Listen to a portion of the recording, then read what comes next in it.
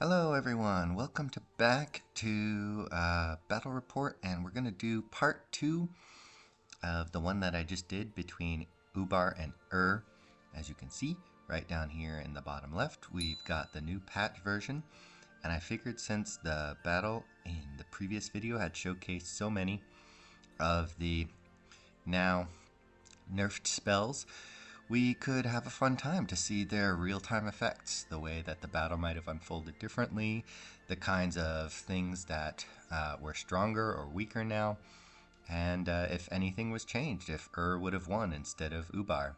Spoilers if you haven't watched the last video, but you probably should, so that you understood some level of the context. So let's go straight into it. No title card required for this one. Alright, ta-da, here we are. And let's go ahead and get the battle started. You all know the setup. It's exactly the same. And the players involved. One of the first things that I watched and noticed from the replay was, interestingly enough, the thing that I expected to be the most likely to change in terms of random outcome. The exact same army regen shaman gets sniped by the exact same pillar of fire. I honestly wonder which pillar of fire caster it was. I don't know if there's a way to check that specifically in terms of who did the damage, but yeah, so that's one of the things that I was just like, well, you got a new random script going on. That would be one of the most random things ever. And I should point out, by the way, here's the full turn report for Ubar's side, and the research and evocation that led to Pillar of Fire was actually researched on that turn, and so that's a complete off-script cast of Pillar of Fire, just round one of a mage that was scripted to cast spells. And yes, I'm researching Flames from the Sky because you can never be too obnoxious with Ubar.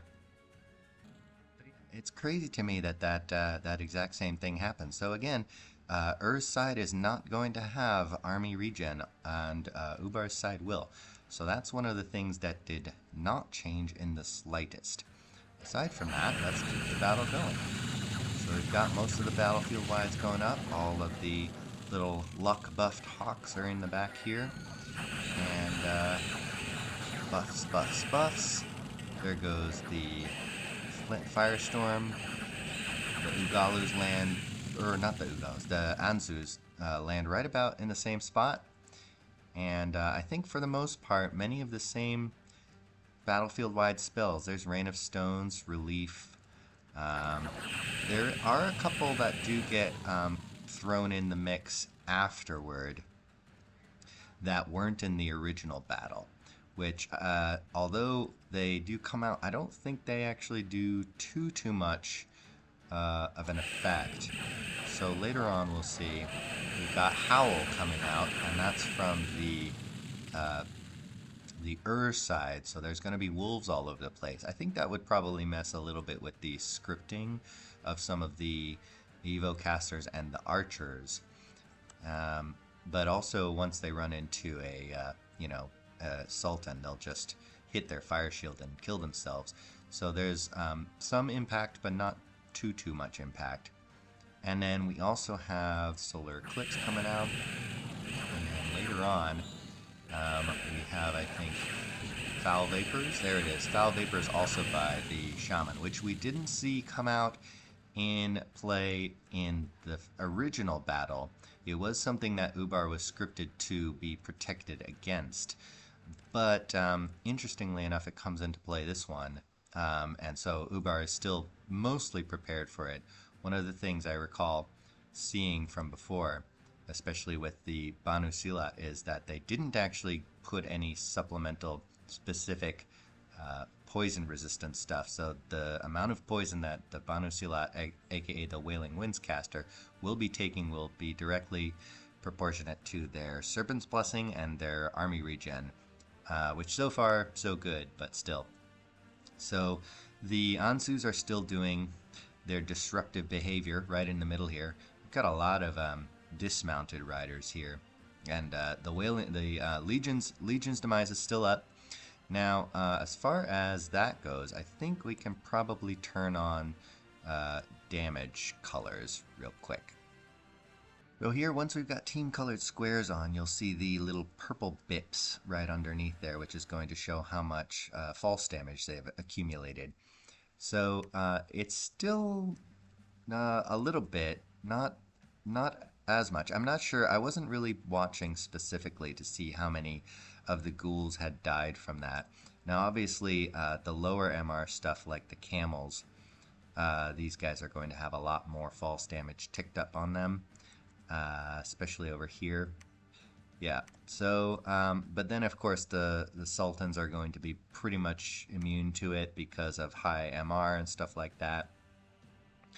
And we have the adepts of the Iron Order as well. So yeah, it's still ticking away. And I think that from before, there was an earlier patch, not this past one, but there was an earlier patch that false damage could cause HP routes as well.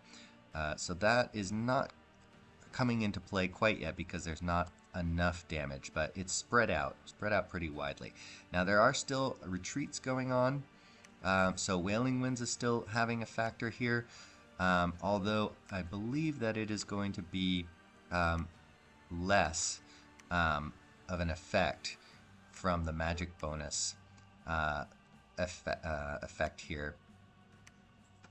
Well, obviously not on Mechanical Man, but yeah, interesting. I'm not sure why he would have routed, but maybe just damage ticks.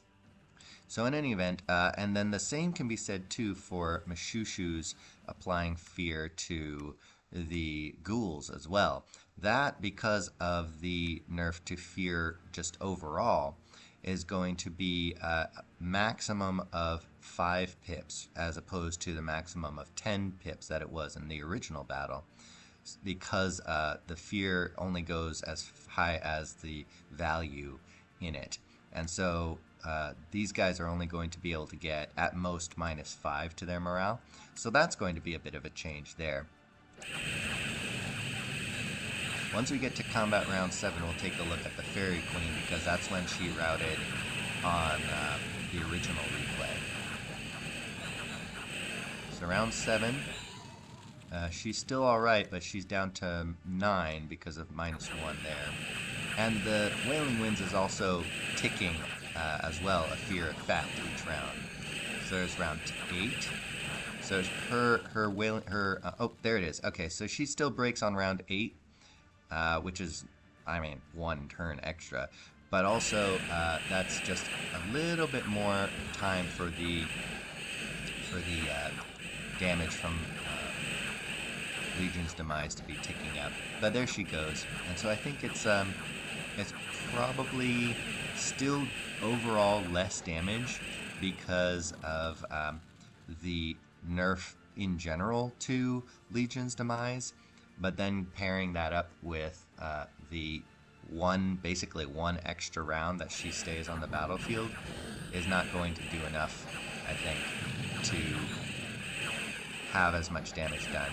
So there are some routes going on here, but not as many, because you recall that the entire front line broke for the ghouls in the original battle replay. Wailing Winds is still up. Storm has gone down now too because the Ugalu has left.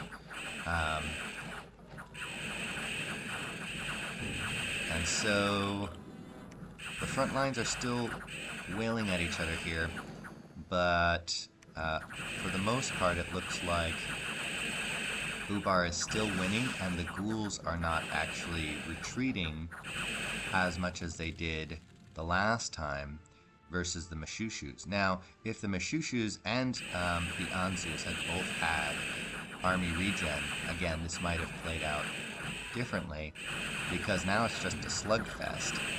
And in the slugfest, when Ubar's ghouls don't retreat, that's a lot more damage output. So it looks like, in general, the battle is going to play out the same way, but probably with more death on Ur's side because of the damage output and the surround being done on their troops here. So fewer of their Enkis chosen and fewer of their Mashushus are going to get out the back because they've been almost completely surrounded. The flying is actually even putting a big play into it as well from Soaring Army.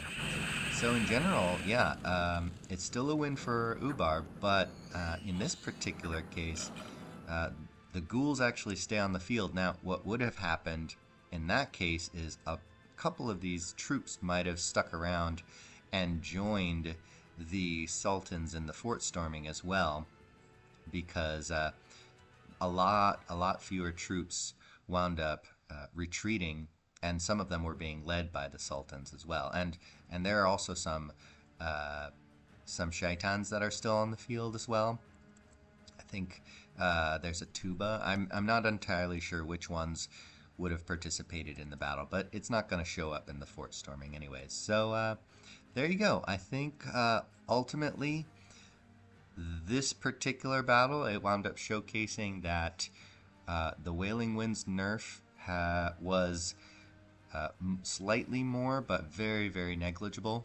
The Legion's Demise nerf was also slightly more, but still had an outsized effect. If the Queen of Air hadn't left, I think there would have been a lot of damage still going on to a lot of these troops. You can see all these purple numbers of them regenerating their hit points at the end of the battle, their false damage hit points.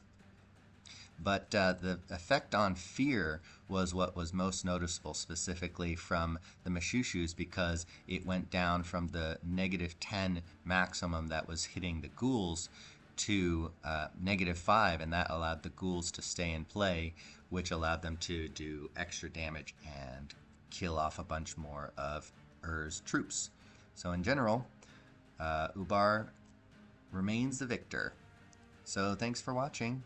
I was actually vaguely considering, because you're not going to get the same kill report when you go to the screen. I was half considering counting every single one of these guys and scribbling it all up, and then I remembered there were 200 ghouls in this battle, and I was like, I'm not going to do that. You guys aren't worth it. Sorry.